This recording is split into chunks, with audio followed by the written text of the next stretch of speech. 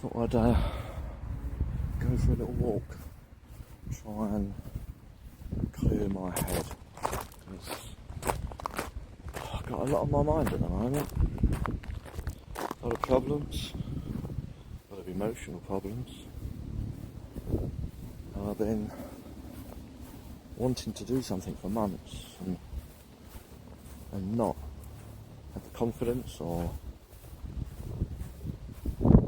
motivation possibly to get things moving, but I need to. Everyone's been shouting at me, come on, when's it happening, when's it happening? So I guess I just need to try and make that start. Get to grips with some of these accessories for the camera, because it's all new technology. I'm taking a walk because I'm at a point in my life where I just don't know what to do anymore.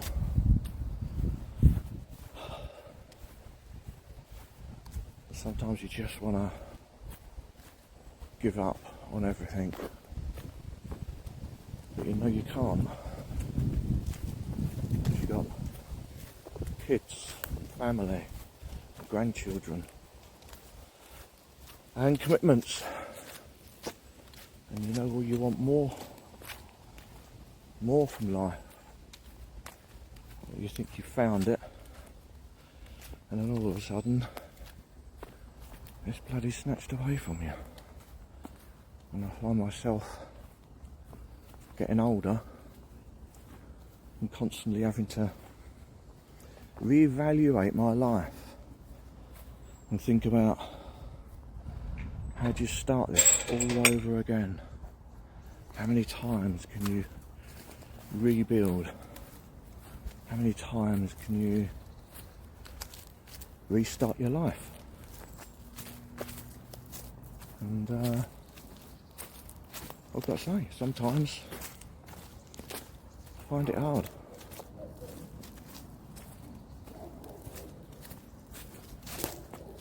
And I shut down for a while when my last relationship collapsed, and she disappeared with another fella. I think I spent maybe 4 years. Oh, let's get under this fence. I spent 4 years, I guess, hiding away, blocking everyone out, shutting down, knowing that to survive, sometimes you have to, you just withdraw, don't you? You just go within yourself, and I don't know whether that's a good thing or a bad thing. I become very reclusive. But after 4 years being desperately lonely, and loneliness is funny because it doesn't always matter how many people you've got around you. I mean, I've got a brilliant family, very supportive family, and I can spend Christmases around with my sister, and she's got all her family there, and her kids and her grandkids, and there's all these festive activities, and yet you still feel alone, lonely, isolated. And you look around and you wonder, why the fuck don't I have that? What have I done so wrong in my life that I don't have that? And that gets you down for a while, because you think it's me, it's me, it's me. But I don't know. I don't know if it is. Is it me? Is it just life? Is it just circumstances?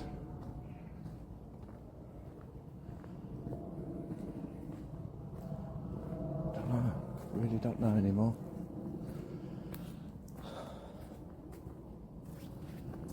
And then after 4 years you get used to being on your own, and you do as much as possible. You try to stay as busy as possible. You keep your mind occupied, but it doesn't change the fact that you get home and you get in that bed, and the house, as beautiful as it can be, is a cold and lonely place.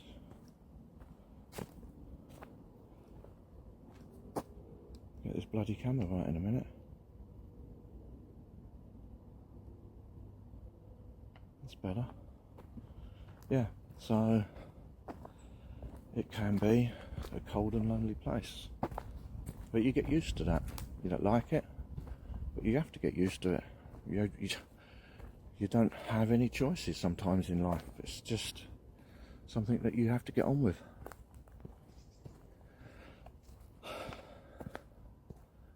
And then I had an accident, and it put me off work. And at the same time that I was off work, I was still visiting my son, still seeing him once or twice a week, despite however long it took me to get there. And COVID came at the time of my accident, and I was using one hand. I'd had a silly workplace accident where I put a skill saw straight through my hand, and come very close to losing the whole hand. And I think possibly one of my lowest points of my life, where you're not sure what you're doing anymore. Starting again, all over again, with one hand. Not with one hand, but I've got both my hands back now. But at the time, your hand's strapped up, you've had plates and pins and bone grafts and tendons and joints all put back together. And while you're struggling on your own, your ex-partner says, here's your son, here's your 9-year-old son. And I think deep down she was hoping I'd fail. So I spent the next 4 or 5 years bringing my son up, and he's now a beautiful 15-and-a-half-year young man. He's not a boy anymore, he's a young man, getting very independent. We have a really good and close relationship. I couldn't ask for better. We do so much together, but it's a strain. It's hard. Again, you got this beautiful child that you put everything into, but you go to bed of a night and you're still lonely. You're still looking for something.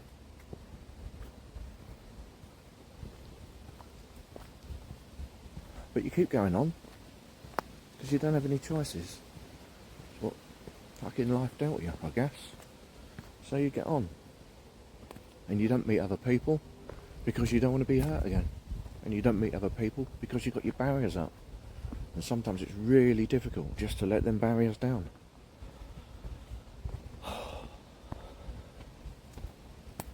Then, as he gets older, you start thinking about, another 5 years and he'll be offhand. Maybe moved out, successful career, going out in the world, doing things, and I'm back to square one. You're back on your own. Lonely as fuck, on your own. So you think, I don't know. So you become a little bit more open-minded. Barriers start to come down a little bit by little bit. And then you meet this person. You met online. And there was an instant connection with this person. And you talk for a month or so, just online, almost every evening. You don't have their number, You're just chatting via an app through the web. But your feelings start to grow, and then all of a sudden you think, fuck it, let's go for it. Let's ask for a number. Let's ask for a date, and you do. And the response back you get is, I'm not sure. My life's complicated. But I'll go out with you. I'll go for a date. And we went for a date, and we went for an amazing date. We went axe throwing. We went axe throwing in London. And a friend of mine, Danielle, she recommended it. And it was a really, really good icebreaker. And we had a lovely evening. And I know I instantly liked her. And you hope that she instantly likes you. And after more chats, we arranged a second date 2 weeks later, I think, 3 weeks later, something like that. Try not to rush things, try not to push things along. And we have 2 or 3 more dates, and now we've got telephone numbers exchanged. So we talk every night, 2 hours. I get my girl's time, 2 hours every night. And we get on brilliantly. And you sort of open up and you become more vulnerable. And she said she felt more vulnerable. And it's hard for me to comment how she is in her head and what she feels in her head, because I can't be in her headspace. But I know that she said really lovely things about me and about us. And I sort of have to take it as true, if you like. That's all you can do. Trust the process.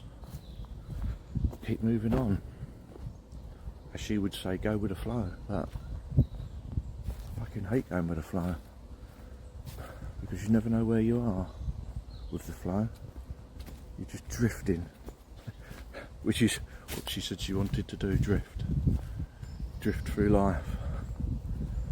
But then all of a sudden there was no commitments, because her complication was that she doesn't sleep with her partner, but lives with her partner. And they tell you all these stories about how their partner doesn't support them, their partner doesn't like them, their partner has said that they don't like them, their partner has said they don't want to be with them. The partner has said is when their lease is up on their apartment or flat, that they will probably go their own ways. So they have almost their own lives. He's off out working every day. Hard working fellow, apparently. Nothing wrong with that. Loves his boy. He's got a little boy. But he's out doing his own thing. Comes home overnight. They rarely talk. If they do, it's never very agreeable. It's not fair for me to comment on things that he says to her, because that's between them. Very misogynistic in the views. But they're still together because of this boy. And they don't, other than odd weekends, they'll go swimming together, or on a Sunday they might go out as a family, and they put this brave face on in front of the boy, although the boy must know, because he's noticing that mummy and daddy don't sleep together, mummy and daddy don't do very much together.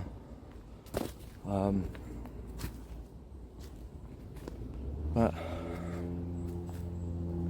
she's scared of making that move, because like a lot of women out there, they work part-time because they want to be there for their child, and I don't have a problem with that. I wish I could work part-time. Well, say that, I have done. That's what I have done. That's what I've done to make single parenting working for me. I didn't want to have a boy that came home from school and see his dad at 8 o'clock in the evening, did dinner and then went to bed. So everyone has to make sacrifices for that. But we've been seeing one another for, bloody hell, 6 or 8 months. Yeah, 8 months. Started just before Christmas. And there's periods where I might see her every week, only one day. And then there's other times when the school holidays come and she goes, I can't see you for 6 weeks because I've got my son. My son doesn't know about you because I haven't told my partner. And I don't want to tell my partner because if he walks out on me, how do I look after myself? And I get that. But she won't trust the process that if we join together, we could look after one another. And weirdly, she says I'm the only man that she'd ever want to marry. She's never wanted to marry any other man, even the partner she's with now. She also tells me that she never tells anyone that she loves them. But she used to tell me that. And she said, I'm the only guy that she ever said that she loved. Then at the same time, she has her insecurities and barriers. And there's this frustrating way of every time I think we're getting close, she just pushes you away. Or not, yeah, pushes you. It does feel like she's pushing you away. She says she's not pushing you away. She says that she's distancing herself because she doesn't want to be hurt. When the only thing I've ever showed her is that I care for her. I want to look after her. And I want to be there for her. And any crises that she's had at home, or with the boy and with school and with life in general, I'm the one that she's always turned to. I'm the one that's been her rock. I'm the one that's been there every step of the way. And her partner is not interested, or she doesn't confide in him anymore. I don't know which one's nearer the truth. But we're at a point now where we don't see as much of one another because she's pulling away. You've got the school holidays that are nearly finished. And now all of a sudden, she doesn't know if she wants to continue this because she's scared. She's scared, and yet her partner allegedly is seeing someone else, although he's not told her, but he comes home late, normally on a Friday. And there's other little signs, you know when you just know.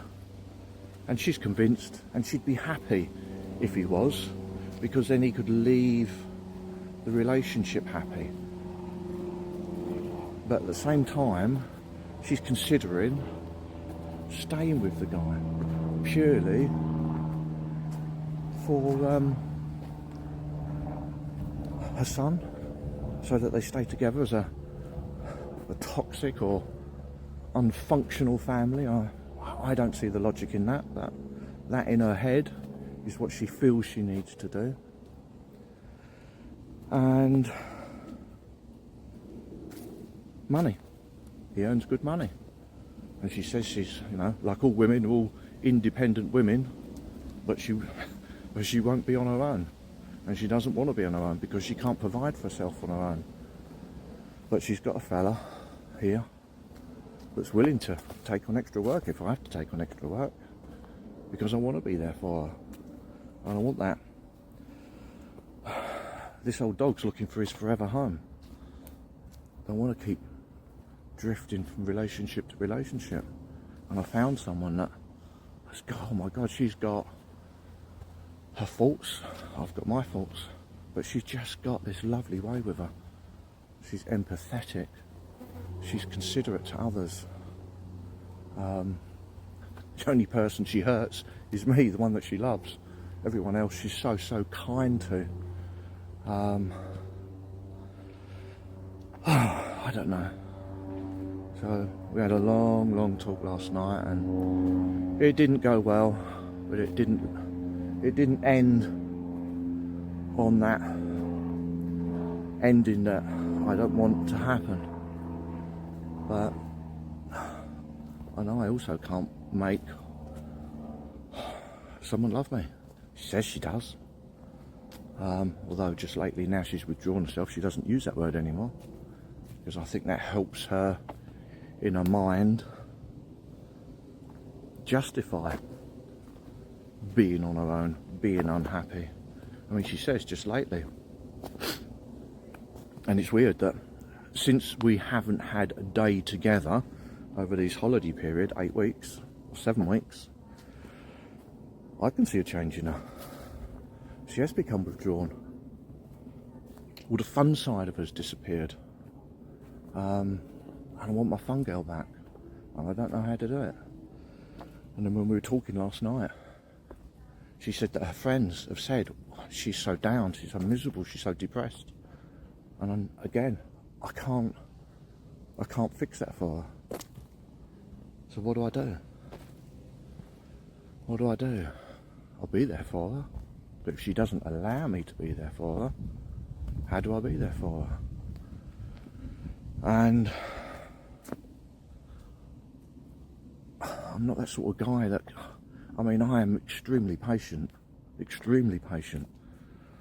But I know if she says this is the end, I'm not the guy that can sit around and wait for her to fall so that I can pick her up. Because that could be another year, could be 2 years, and I'm getting older. I don't have the luxury of time on my side. I just want to find some peace and quiet and someone to love. Someone that you can communicate to every single night and talk about your day.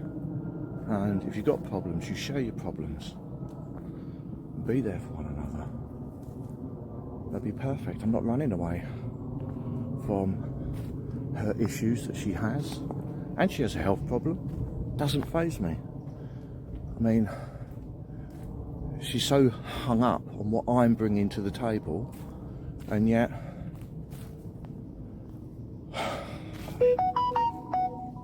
I haven't seen or anything other than herself and her kindness that she's bringing to the table. But that's immaterial for me, because it's the person that I fell in love with, not what they might or may not have. Got up this morning. I was going to make a whole series of videos to start my vlogging, because ironically, before I met this lady, I had a friend who phoned me one night, and he said, I'm standing on the pier to near where I live. And this is an old school friend of 40 odd years. And we spoke for 3 hours, maybe 4. And he didn't do it. He didn't jump off the pier. He didn't go into the Thames. He drove home, and my God, we spoke every single night. And it was that and another lady called Sarah. She's another beautiful human that volunteers for the Samaritans. She said to me, Gary, you've got a nice way with you. Why don't you do volunteering or help people? Because I listen and I'm calm. And those two things put a seed in my head. But I thought, perhaps I can help some. Might even get some therapy and help my bloody self in the same time. You never know. Because I'm still trying to find me, trying to find a bit of magic in my life. And I thought I'd found it. But now, I think I'm about to lose it. So, between my friends, a year or so ago, I thought, why not set my own channel up? And if I can come and be open and frank on here, possibly even emotional at times, doesn't bother me. Perhaps I can get others to tell their story through my channel, tell their lives, their ups and their downs, and their traumatic pasts that they may have, and in doing so may help them lose some of the demons that they have and put them on a path for, I don't know, happiness. That would be a great thought, wouldn't it? If I could make everyone happy. But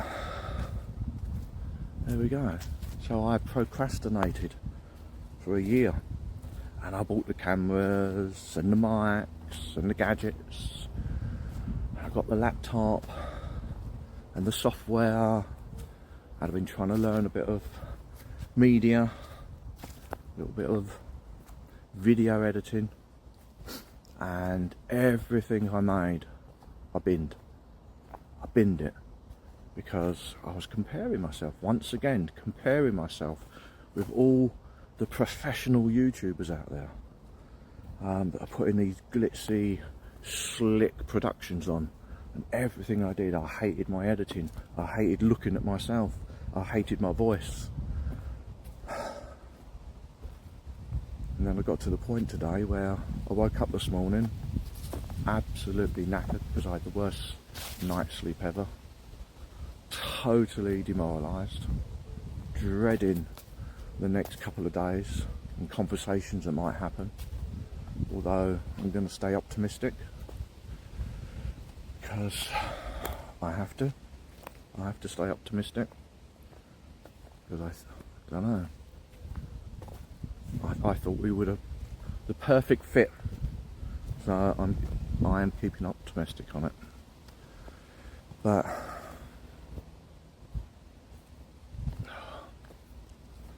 don't know,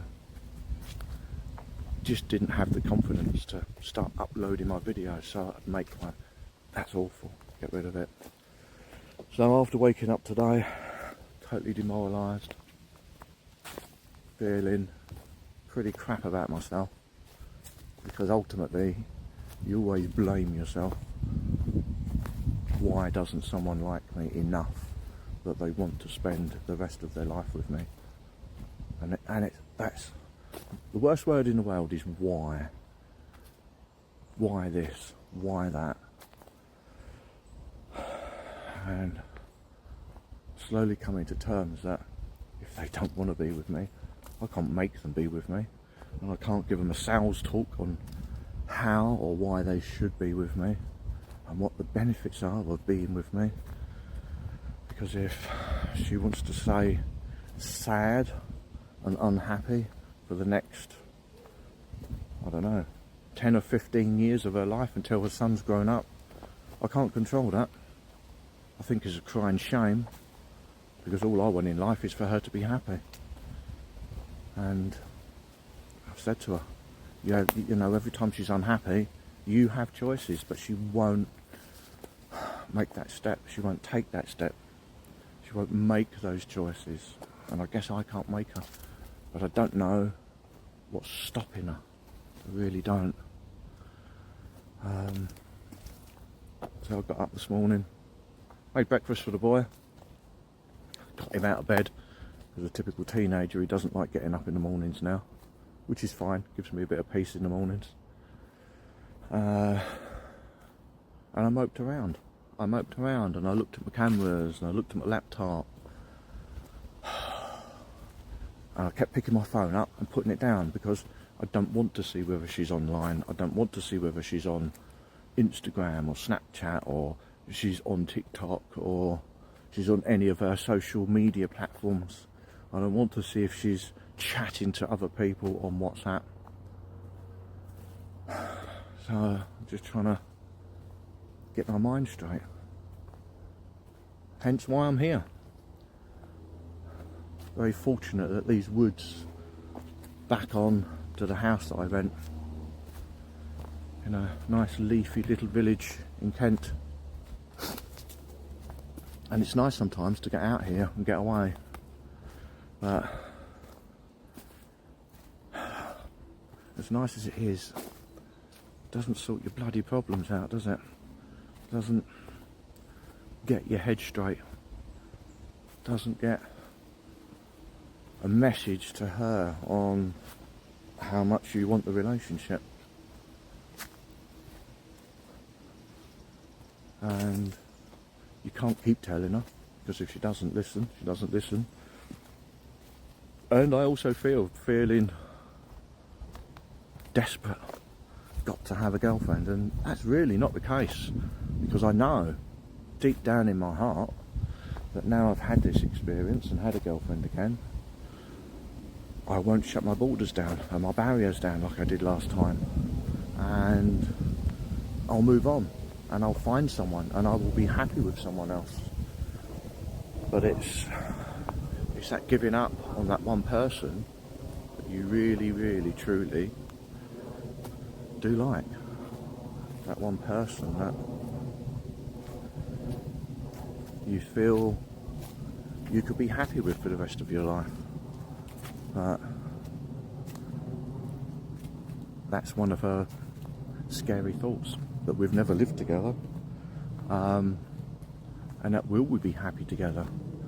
But as I keep saying, unless you take that chance, you're never going to know in life. Life is about opportunities, and either missing those opportunities, and my God, have I procrastinated in my life and missed so many opportunities and things that I should have said or done, or opportunities that I should have taken that now older in life I sincerely regret. I honestly do. And quite often now, things that you can't get back. You can't wind time back. You can't go and retrieve things from a year ago, 6 months ago, a day ago, let alone things throughout your life that you should have done.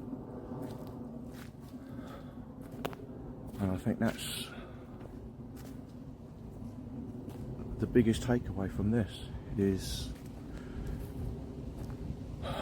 I'll move on, but will she regret it in a year or 2 years or 5 years time? And I'd hate the thought of her coming to me and saying, "Hi, how are you? Hope you're doing well. I've really missed you." Because that would tear me up. I know it would. Probably would anyone. Knowing that I could be in another loving relationship, but could have been somewhere else. I don't know. Perhaps I won't feel like that in a few years' time if she does make contact. I don't know. Don't know how I feel.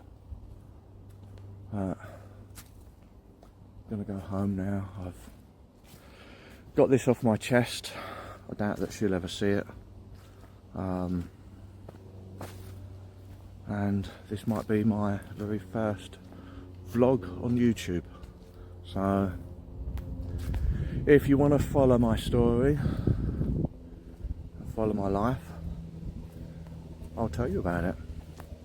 I'd love you to subscribe, because being my first, I have 0 subscribers. 0 subscribers.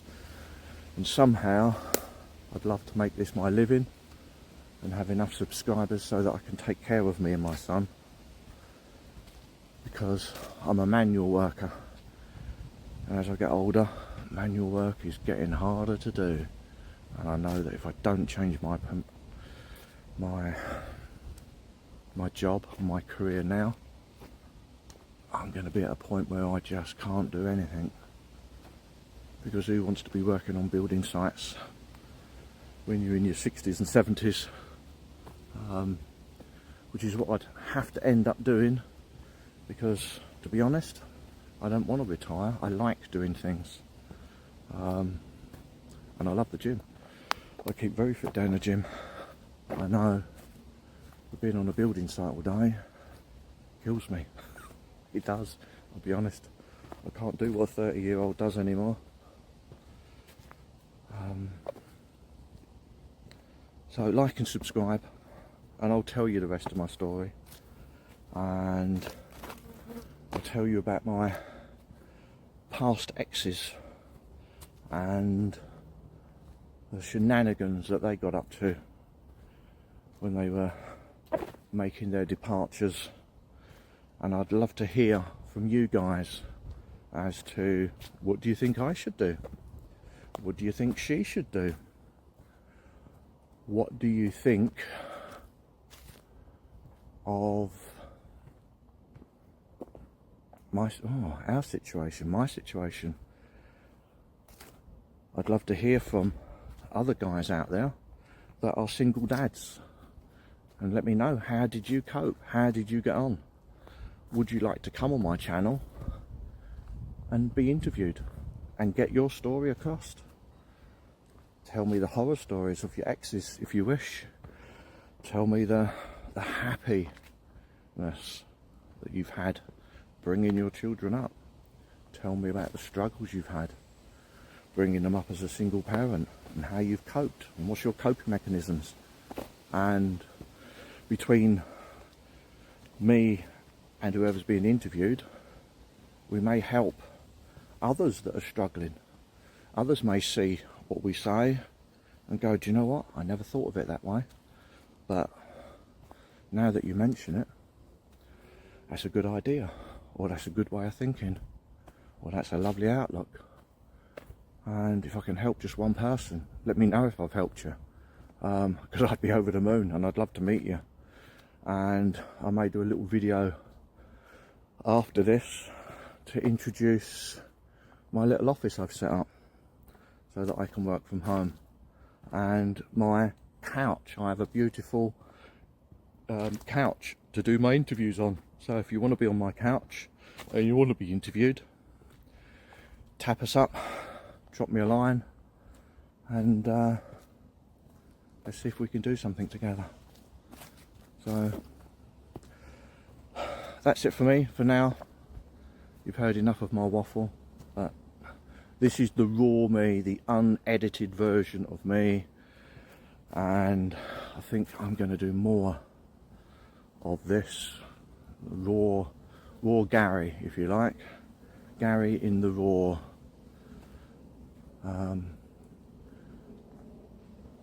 Let's see where it goes. Thanks, guys.